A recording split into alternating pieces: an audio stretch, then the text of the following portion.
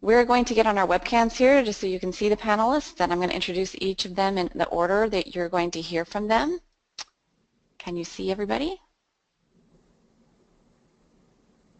Okay. We'll start with Dr. Dwayne Nellis, who has served as the President of Texas Tech University, President of the University of Idaho, Provost and Senior Vice President of Kansas State University, and the Dean of the College of Arts and Sciences at West Virginia University. We're really grateful for his support to making this program a reality and very happy that he's participating in it with us. Thank you. Then you'll hear, thank you. Then you'll hear from Chad Blevins, who is a geographer with the U.S. Agency for International Development and works with their GeoCenter, where he's established and he leads their mapping for resilience and remote sensing programs. Chad has pioneered the use of OpenStreetMap within USAID, and we're very lucky to have him on our team. Hello. Then you'll hear from Dr. Brent McCusker, who is an Associate Professor of Geography at West Virginia University, which I understand is a founding member of UCGIS. He is an expert in geospatial analysis of land use and livelihood systems in Africa, and he's been working very closely and extensively with USAID and the GeoCenter, and he's invaluable to our program. Thanks, Patricia. Hi, everyone. Thank you. And finally, you'll hear from Dr. Noelle Cowan, who is Assistant Professor and Director of the GIS Certificate Program in the Department of Geography at the George Washington University. She is one of the major innovators and national leaders in integrating OSM into the classroom, and she's a co-designer of Teach OSM. And she's very key to our program's educational components. So thank you, Noelle. Let's move on to our presentation. We'll get these going here and tell you a little bit about, I'm going to first give you an overview of our work. So what we're creating here is an international group of universities that is interested in the concept of open mapping and mapping for resilience. And we're a global community of university students, faculty and scholars, and we're interested in creating and also using open geographic data and analyses that address locally defined development challenges worldwide. And the challenges that we're talking about are things like extreme poverty, ecosystem vulnerability, that economic vulnerability as well, food insecurity, and health issues. These are the big questions of our world. And as you know, by looking at some of the maps where there's a lot of missing data, we need to have some greater attention paid to knowledge and data on resilience. And of course, we feel that the spatial data is extremely important for this. There's another challenge that sort of exacerbates all of these issues, and that's the fact that about 1.8 billion of our population is actually youth, age 10 through 24. That's how the UN defines it, and 85% of those live in these developing regions. So with every challenge, there's an opportunity, and the one that we're looking at in particular is the fact that we know that focusing on resilience is really associated with reduced humanitarian spending and also suffering. And so this is a concept that we're really focused on in determining how we're working and what data we're mapping. We're also leveraging what I like to call the geospatial revolution 2.0. It's sort of a combination of the ubiquitous nature of geospatial technologies and also social technologies. And when you combine those things, we've seen this growing community of voluntary mappers basically everywhere. And so this idea that there's all of these young people, and many of them in the developing regions where we're working, is also one of the opportunities that we're leveraging as well as a challenge. So the idea behind the consortium is really to link up this supply or potential supply of the data that we need, the open geospatial data, to the demand for that data and the decisions that need to be made for resilience through an open platform. And we're mostly focused on the OpenStreetMap platform. And in terms of the supply side, we're engaging the world's universities and their students, and they're what Goodchild would call citizen centers. We think they're high-quality citizen centers and sensors and scientists, and that's really the idea behind the consortium. Our sponsoring agency is USAID, and they're essential in helping us move from that data to the decision-making process, and we really incorporate the end use cases into the design of all of the work, because it's really important to have that be clear what the end goal is. You don't just move from data to decisions. It doesn't just happen. There's all sorts of things that happen, and it has to have that link from the beginning. So that's the idea. The plan is that we're promoting research and analysis as well as collecting this data, and we're working in the countries where USAID works. It's about 100 countries. And in doing so, we're establishing some opportunities for leadership and fellowship, especially for students. We're very focused on female students as well, and looking at the developing nations. There's also a really amazing resource that USAID has in their mission-based platform. There's probably 30 countries or so that have specialists in GIS, and so they're actually in-country and a network that we are collaborating with. We're also, while we're doing this, looking at what is the program impact on research and education integration and quality, the quality of the data, how the decisions actually get made using geospatial data. And so we'll be doing a little bit of research as well in terms of activities. And finally, sort of the mechanism by which we're looking to do all of this is through this International University Consortium, and this is paired with a network of student-led chapters and student organizations that is put in touch with each other. This is where we call what we call the YouthMappers, and we like to say that we don't just build maps, we build mappers. It's very important to have the capacity of the students and have their leadership in play at this consortium. So here are the organizers. You saw our names: Texas Tech University, George Washington University, and West Virginia University, and of course USAID GeoCenter is our organizing sponsor. We just opened up the YouthMappers network starting this February, and already we have 10 additional universities who've signed on to participate. 3 of those are in other countries. The U.S. has had a tremendous response.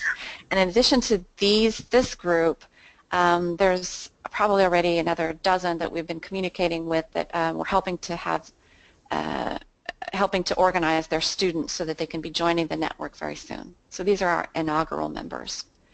We also invite you to work with us. There are also a few organizations that we are partnering with that is really kind of affinity kinds of goals. We like to share some synergies. One is the Humanitarian OpenStreetMap team. We use a lot of their tools and work with them on finding some priorities as well. Obviously the UCGIS, and we invite you to give us your ideas as well on how we can collaborate. We're also doing the GeoJet Badges program to help our students get credentials, micro-credentials, and some support for the kinds of work that they do, and identifying ways with the GIS Certification Institute for their work to be formally recognized for their GISP certifications. So I just want to end with this picture from our website that sort of shows the process of how it works. This is the tab for participate, and if you would like to, after you hear from us today, if you hear what you like and would like to join with us, there is a process for affiliating your university. You are a part of the consortium if you have a student chapter that joins, and it's a pretty simple process. We have a few resources to help you do that, including some model constitution documents if you have an organization, if you want to create your own organization on campus. But if you already have a GTU group or a geography club or even another interdisciplinary club, they can just affiliate with the network and participate in that way. You can also just sign up in this brown box there for news, and if you're not quite ready to join and get our latest newsletters and information. So we'll talk about that, I'm sure, in the question and answer period, but I'm going to turn it over now to Dr. Noelle, who is going to talk about the importance of global engagement in GI science universities. Thank you, Patricia. I'm really pleased to be part of this effort. Certainly being globally engaged is a key theme in defining 21st century universities, along with themes like being more innovative, entrepreneurial, diverse, and with a commitment to sustainability. And in doing so, universities must leverage global engagement through integration and connectivity. There needs to be buy-in really at every level. If global engagement is seen as an add-on to current activities, it can get marginalized as far as investment of resources and time. Integration of global engagement into core missions, values, and priorities serves to leverage and extend existing resources, and this is certainly true at GIS science universities. In fact, in many ways, it enhances the visibility of GIS science even more fully across the broader spectrum of the universities, extending from the humanities to the social sciences to science, engineering, and business.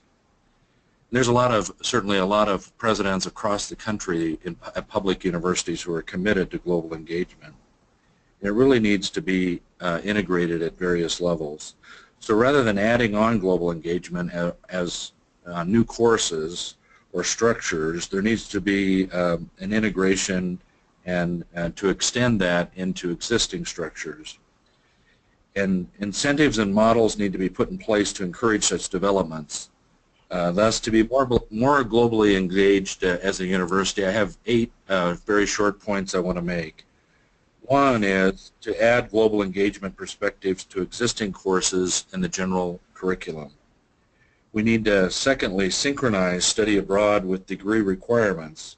For example, at Texas Tech University, engineering now requires all of their majors to have some type of study abroad experience.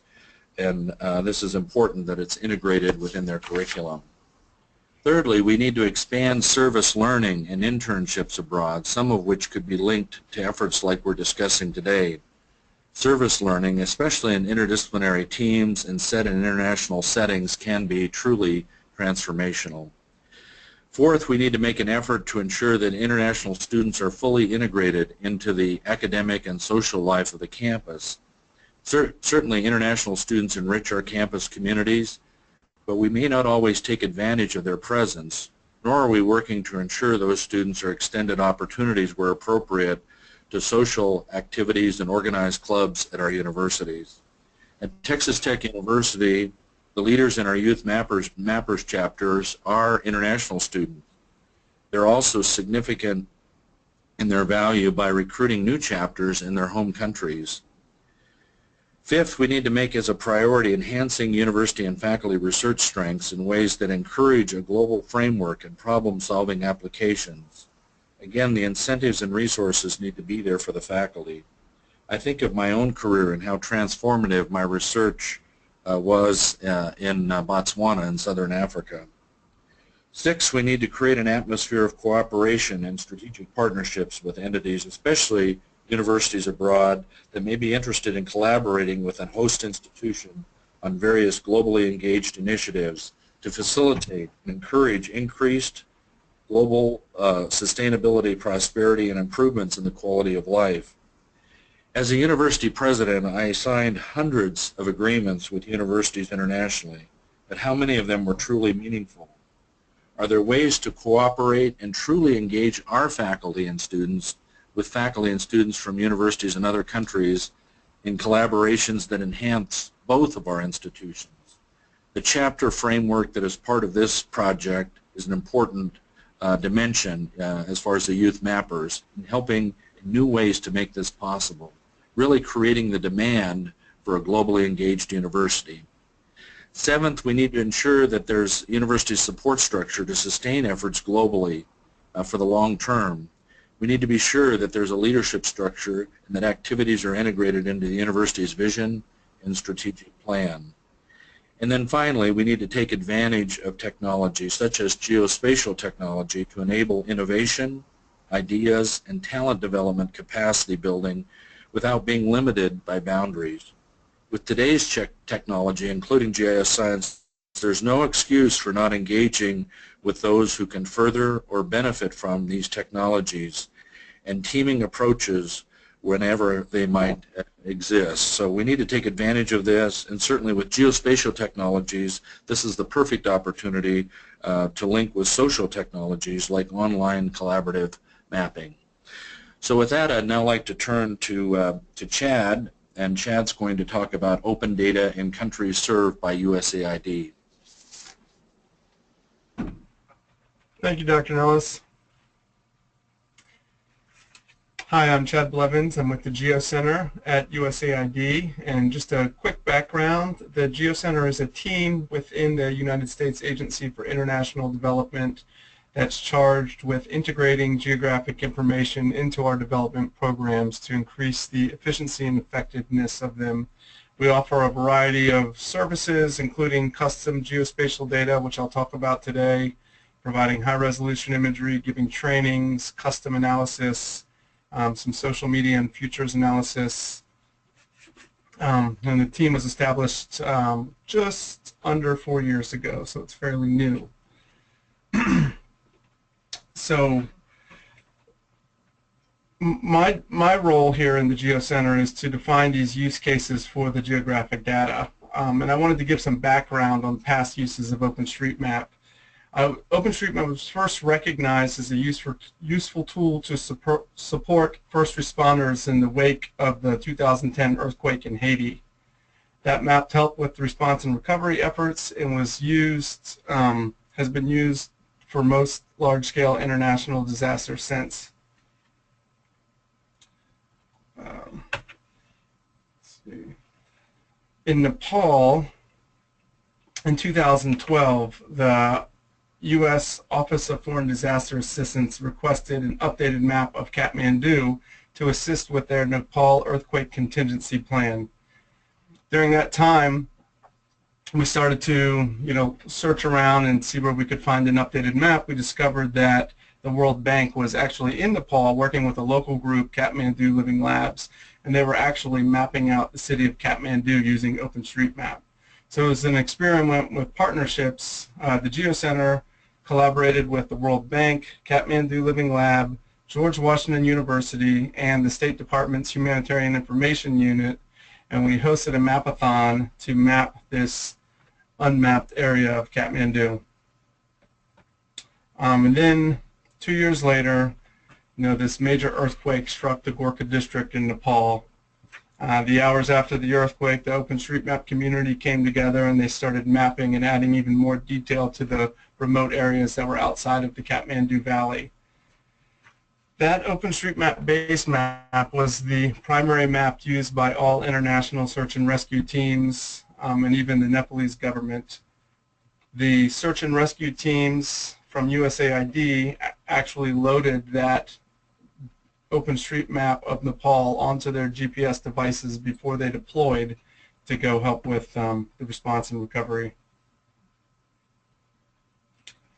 So as our vision for expanding the amount of geospatial data evolved, the Geo Center developed a more coherent and resource strategy to guide our Mapping for Resilience program. So that brings us to our project in Mozambique.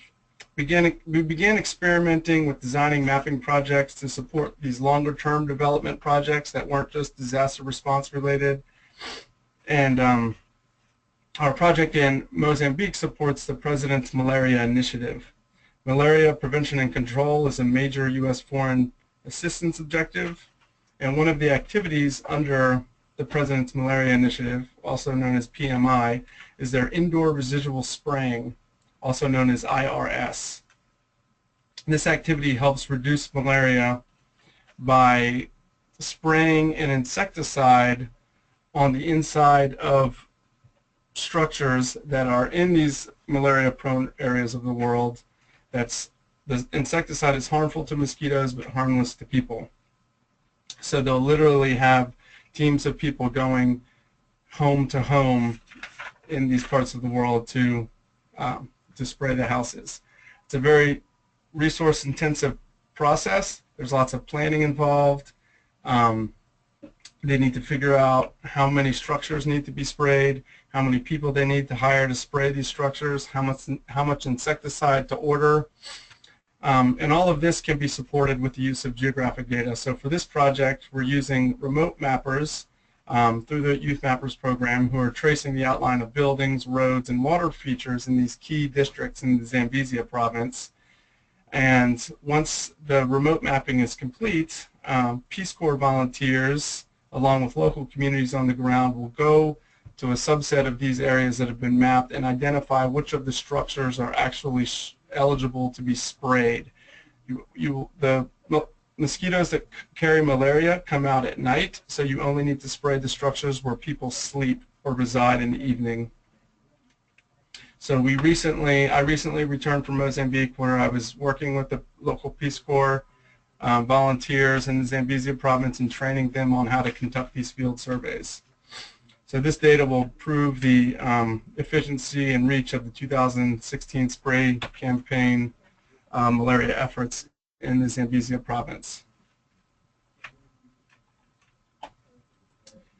So the next project I'd like to talk about, use case, takes place in Bangladesh, where there's another major U.S. government initiative called Feed the Future. Feed the Future focuses on increasing food security throughout the world, and there's a number of Feed the Future projects in Bangladesh, particularly in the agriculture belt of the Khulna division, which is in the southwestern portion of the country. Youth Mappers has been supporting this project with remote mapping, and we actually traveled to Khulna and worked with students from Khulna University and taught them how to conduct field work as a pilot project to verify and enhance the remote mapping that was done by the Youth Mappers students. So this data will be used by USAID and its partners who are working with these rural farming villages, especially the women-headed farms, to help the communities in the Khulna division improve land management and increase agriculture production, increasing their food security and improving children's nutrition.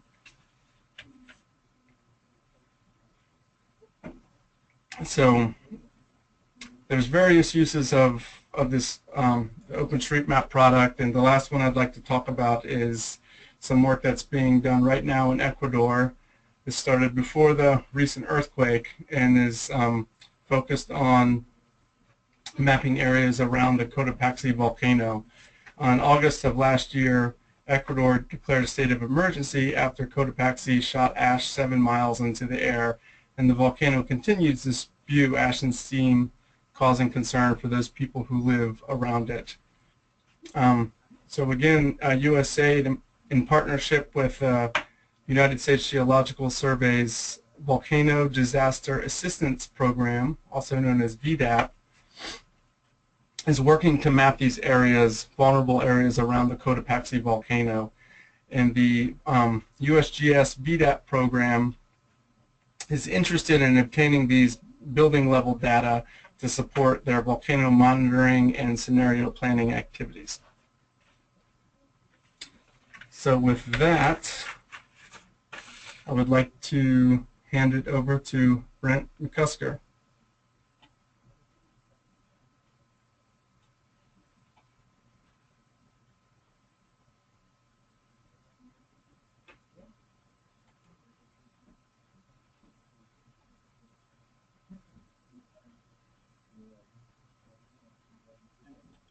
Okay, thanks, Chad.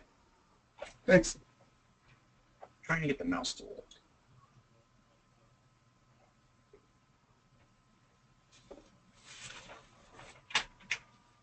Could someone click that for me? I'm not getting the mouse to work. There we go. Okay, thanks. Oops. So part of the research that we're conducting in this consortium with MappersU and the Youth Mappers revolves around livelihood vulnerability, and I've been working with USAID Geocenter since its inception in mid-2011. And one of the things that missions, USAID missions or offices overseas is concerned about is using U.S. foreign assistance as efficiently as possible so that we're using less money for bigger impact.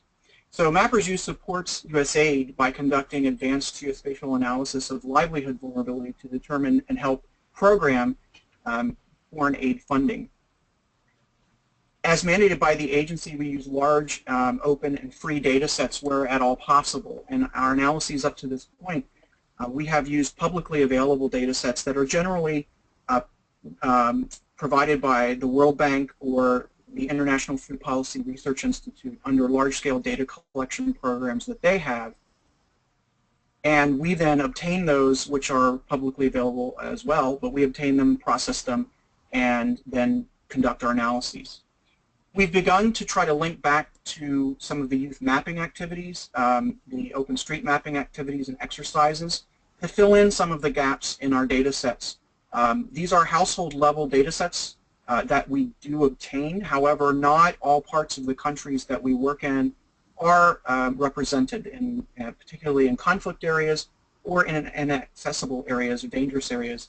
The bank and the IFPRI will not send the enumerators. And so we have some places on our maps that we have gaps, and we try to fill that in.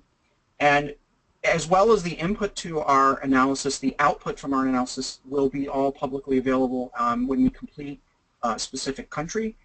Right now we make all of our outputs as well as scripts, codes, and transform data available via GitHub.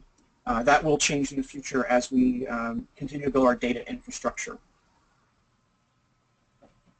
And so just to talk a little bit about this, this idea of livelihood vulnerability and what we're doing in terms of the research part of the MappersU consortium and specifically some of the activities around youth mappers. Traditionally, vulnerability has most commonly been used when referring to climate change, and so more of an environmental vulnerability. The approaches have largely been biophysical, but not exclusively. There are definitely people who are working on more social aspects of vulnerability. But the approaches that have been biophysical traditionally have layered together environmental data sets. So you would find something like temperature, slope, precipitation, soil type. Generally, the biophysical production end of an agricultural economy to see how vulnerable households in those areas might be to changes in the environment. We took an approach to try to include more social and economic vulnerability. We call that the Livelihood Vulnerability Analysis and Mapping program within USAID and then within MappersU. So we use that household survey data to understand livelihood shocks. And shocks are disruptions to a normal livelihood system that create a significant hardship for the household. Those can be environmental. In fact, in the developing world, oftentimes environmental shocks are the most widespread. But as we have discovered and learned, health shocks are very important. Food price shocks are very important. Crime and theft shocks are also very important.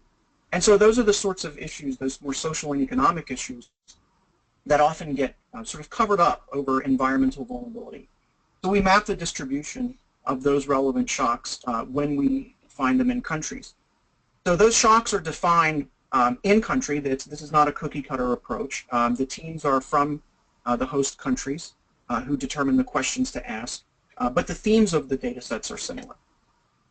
Under mapping shocks, the slide on the screen right now is showing the total number of household shocks that households experienced between 2009 and 2012 in the Central African country of Uganda. And what we do here is we combine any type of shock that a household experienced, and then we put that on our map to show the distribution and then the intensity of the shock. So in the map here, you can see under point 1, 2009-2010, the highest concentration and intensity of shocks are in the northeast of the country. And then by 2012, the map in the lower right corner, you can see that the intensity of the shock, although not the geographic location, but the intensity of the shock has changed, and it's less.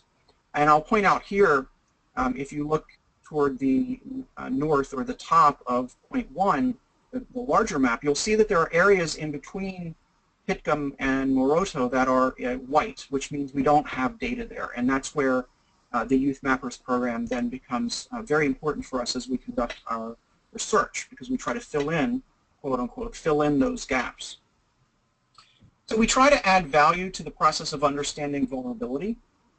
And where we think we add value is that we try to move beyond simple mapping approaches, where we overlay layers of information and then ask what are the conditions leading to vulnerability. Because we do have household level data, we are able to determine correlations to each of the relevant shocks. So when we do this, if we were just to stop at a simple LLS regression, none of our results would be particularly surprising. We would find things like gender, age, distribution of income within the household. Those sorts of issues are strongly correlated to the shocks. But where we think we add a little bit of value is that we start mapping this. And this is possible because we have that household level data. So we then apply a spatial filter model and geographically weighted regressions to our regression model. And we're able to then map where things that are correlated, issues that are correlated to each shock, where they are in space. We try to be very conservative about the results. So for us to say that a specific variable is correlated to a shock, it has to be significant across all three of the regression types that we run, so that we are giving the best available information.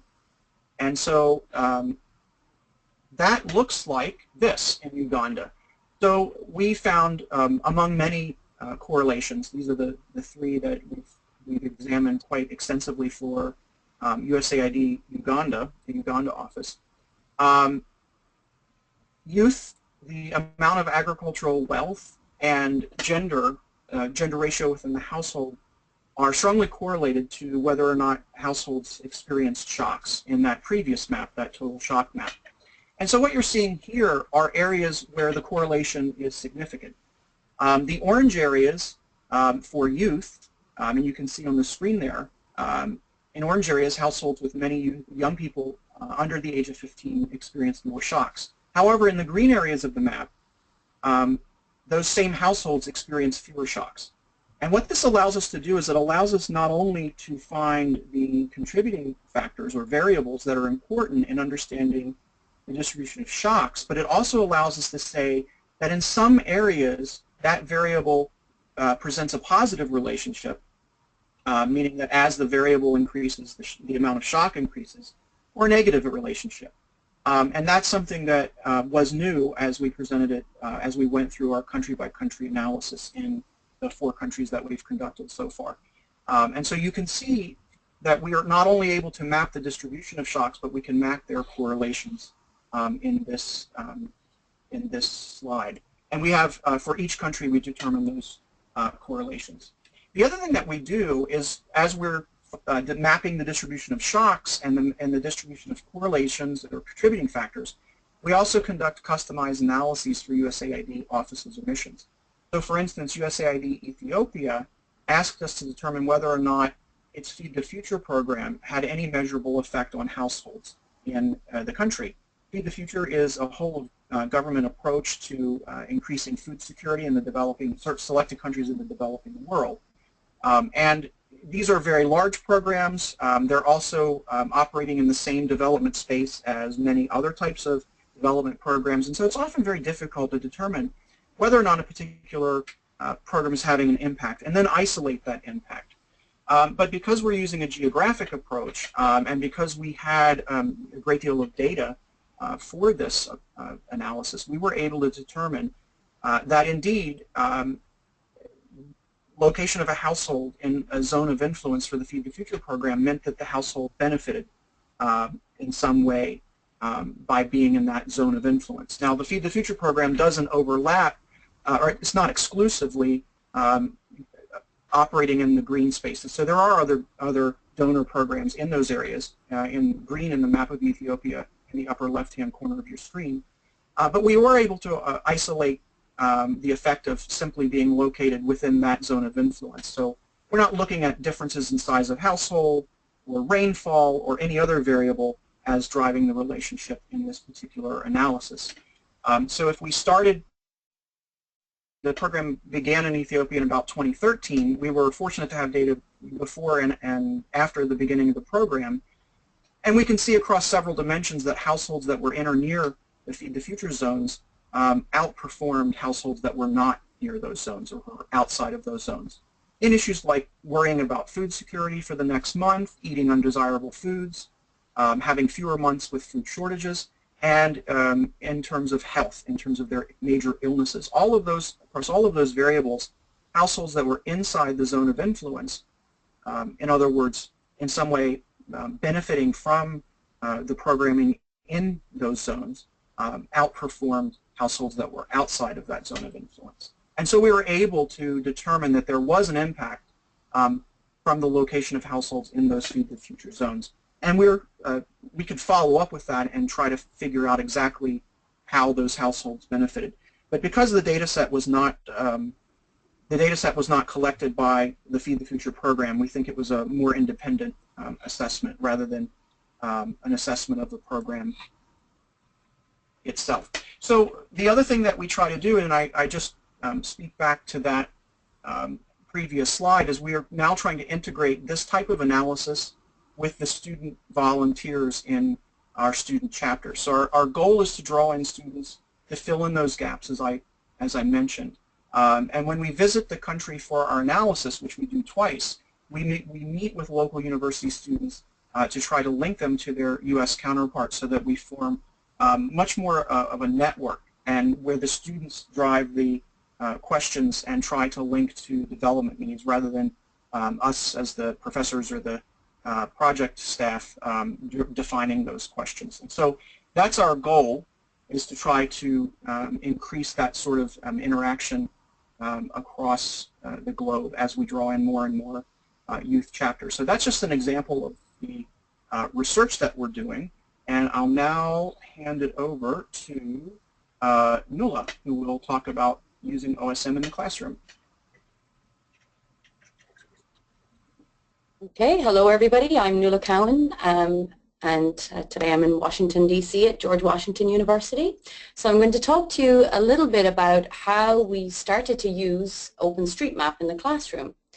So in our introductory GIS classes here at GDOG, we find that we encounter students across multiple disciplines, and for many, this may be their only GIS or mapping class that that they will take in their career. So we want to introduce them to a broad spectrum of GIS technologies, and not just the traditional proprietary GIS platforms, which of course we do cover.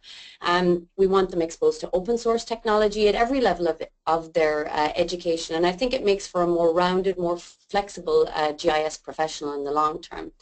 And our department as well has always been a strong supporter of service learning, and this isn't something that is always easy to fit into a technical class, and definitely into an intro technical class where you have large numbers of students.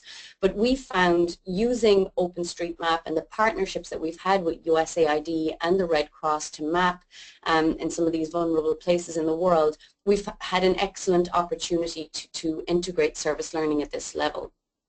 The fact that our students, they get to meet people that work at USAID, they've actually got to meet some of the GIS specialists from in-country, they learn about the application of the data that they create, so it really, really resonates with them why they are doing what they do.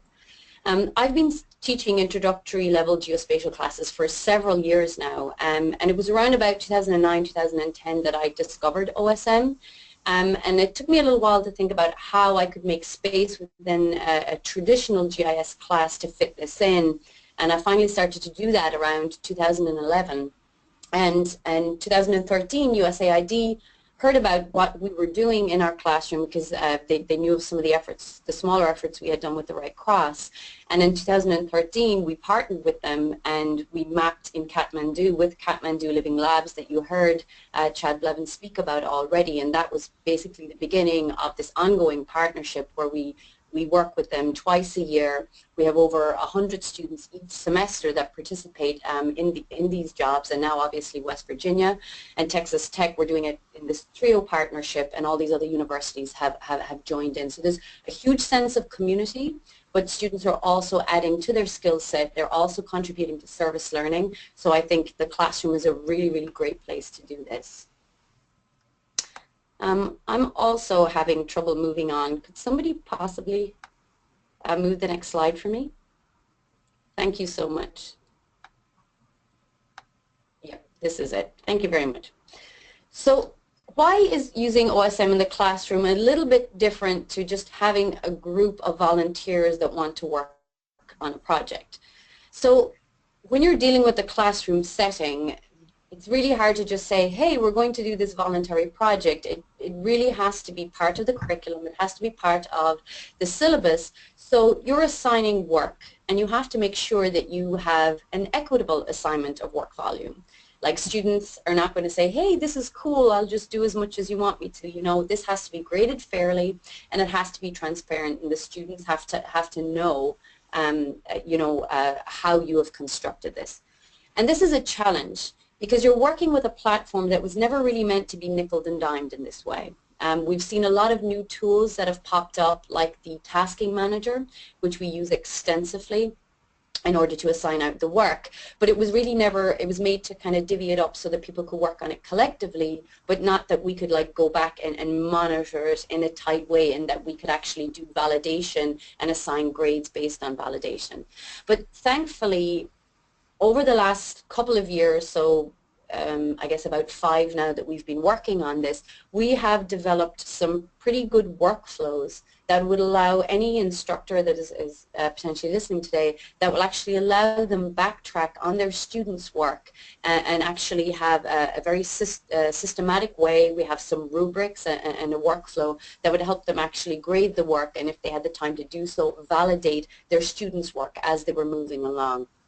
So some of the other challenges as part of the workflow when you're working with a big group of students is, you know, how do you assign it in an equitable way?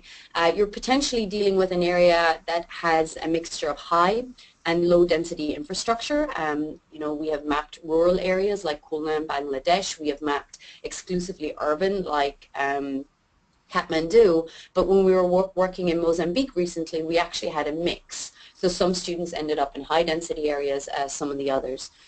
So you need to make sure that students have a varied experience. So there's different ways that you can go about doing this. Within the tasking manager that was created by the Humanitarian OpenStreetMap team, you have the ability as an instructor to go in and scout the area that you will work in. You can check out individual cells, and you can actually assign them to users. So as long as your students have set up an OpenStreetMap account and you have their little username, you can actually say, okay, I'm going to give James one urban cell and one rural cell. And you also have the ability to tag notes on there to say whether something is high density or low density. So this, as you know, involves a lot of interaction on behalf of the instructor, but is a really good way to ensure that people get different experiences in terms of the type of infrastructure they're capturing, but also that it is equitable.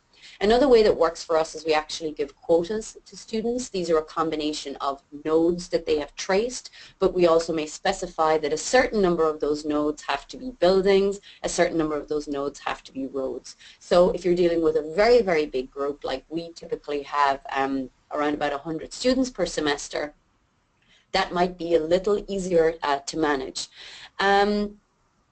So, you know, tracking what you did, this is something that is evolving over time, especially now that we're working on these assignments with multiple universities. There's always a trade-off between making sure that you have enough volume for your group to work on. If you've given them a quota or an expectation and you actually haven't set up a task that involves enough work, it's kind of disappointing. You could have gotten much more from them. You also don't want to over-assign an area and then find out that, you know, you're not going to complete it in the time given. So that is kind of a process that we're working on, and we kind of ask you to kind of watch this space with us. Chad and I are going to work on that a little bit this summer, and we think that maybe a lot of advanced scoping and maybe having people test the complexity of tracing in a given area so that we can estimate the time that it takes to do, let's say, an example cell would give us a good idea of how many students we would need to work on a given area and how much time it would take them. Okay, yeah, thank you. All right, it's moving on for me now. So we have Obviously, I have a workflow to grade the work after the fact, but we also have a workflow to introduce the students, the groups that we work with, to the overall assignment. Because again, many of them are quite new to GIS. They're maybe 6 weeks into an introductory class. So we try to make this entire effort seem like a project for our partner or our client, so that the students know that there's a deliverable at the end of this, and they have to have ownership and take responsibility for any of the work that they do. So first of all, we work with our partner, and I think it's quite important to have a partner in this case. It doesn't have to be super formal. We've worked obviously extensively with the Red Cross. We've also partnered before with the Peace Corps and USAID. And I think the students like the fact that, there's a real world partner using the data. So we work with that partner to designate an area. We make sure that the imagery that's available in OpenStreetMap is sufficient quality. You don't want to set up this project, have this expectation, create a backstory for students, and then see that a large portion of the area that you want to work with just has Landsat imagery, or it's under cloud cover, because that can be very frustrating. So you designate that area and you scope it out. So you set up a task in the tasking manager. Now there is the humanitarian OpenStreetMap tasking manager.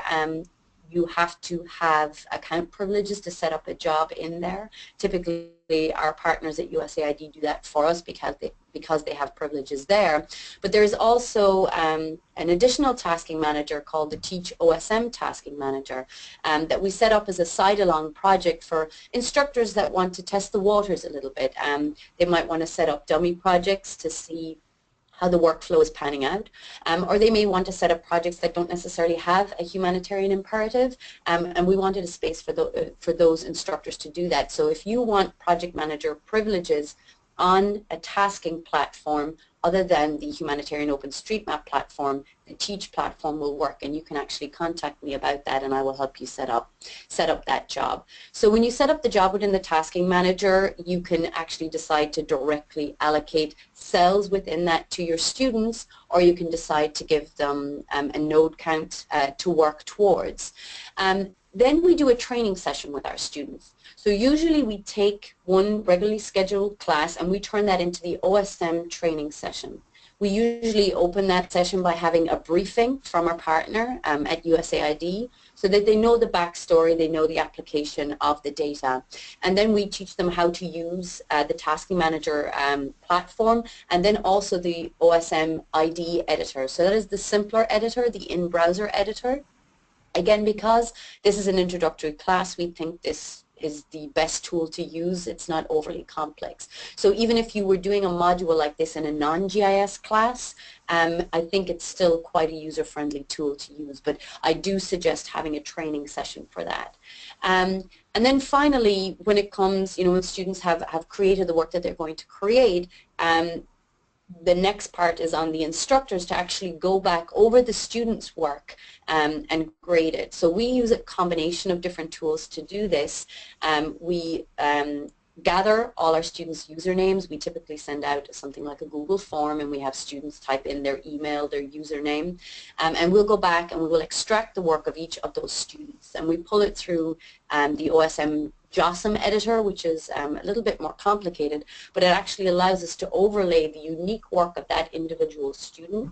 We can see it with the high-resolution imagery behind it, and also we can fade in and out a rendered version of the live OSM at that given time, so you can see that students work in the context of other tracers and also in the context of the imagery. And that JOSM platform actually allows you to fix and validate any geometry in the meantime. And actually we are going to feature a little training video for instructors that wish to follow that kind of slightly more complex grading element, and we're going to feature that on the Teach OSM website this summer with some instructions to help guide you through that.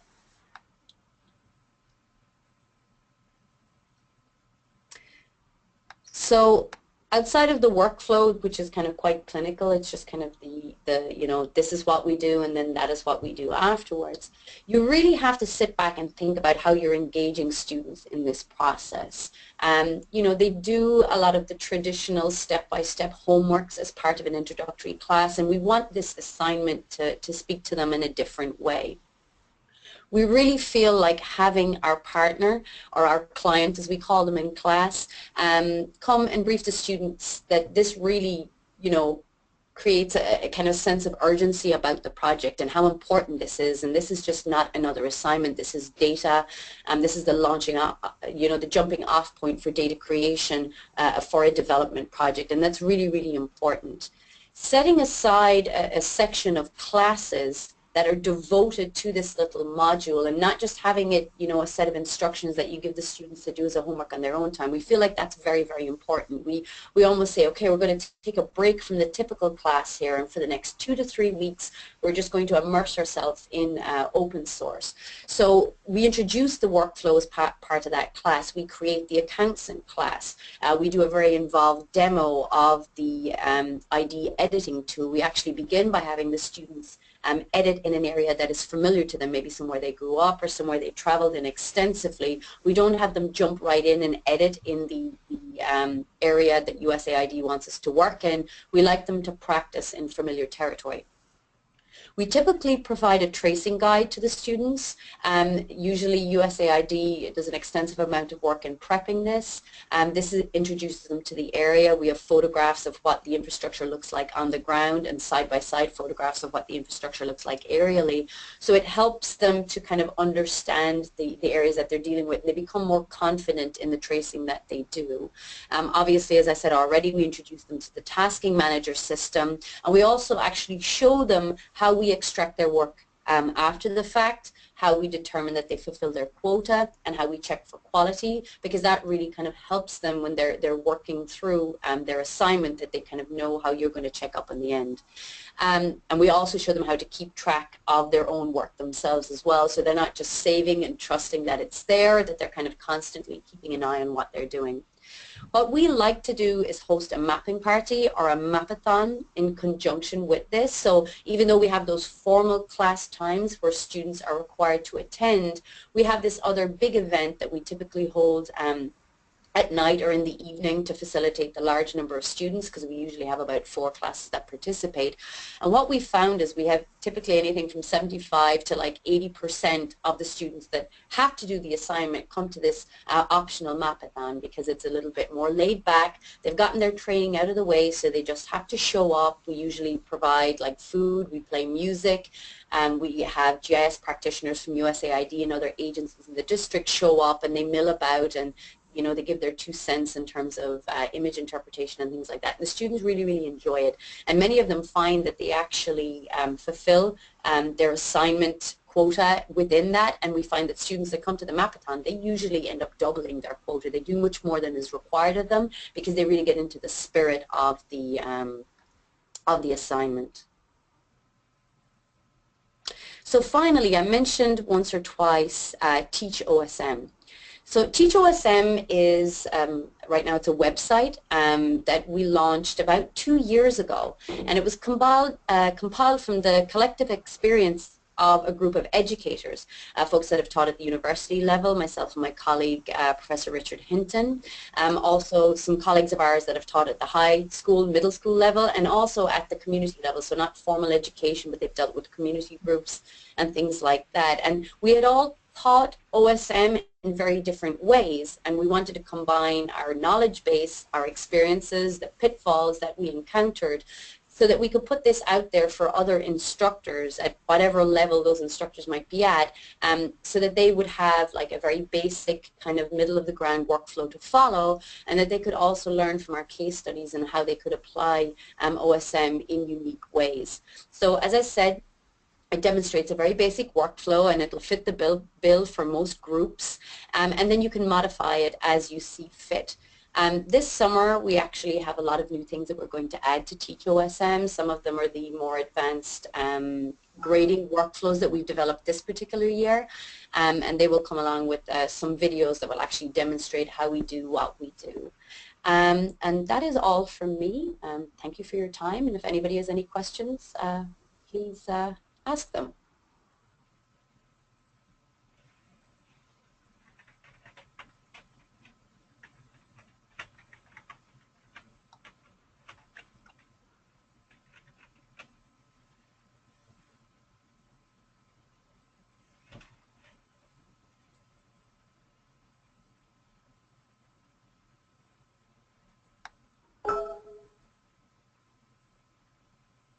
Okay.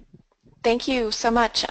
Diana, would you say we have any time at all for any questions? We're at our 60-minute mark. Yeah, we are at almost at the top of the hour right now.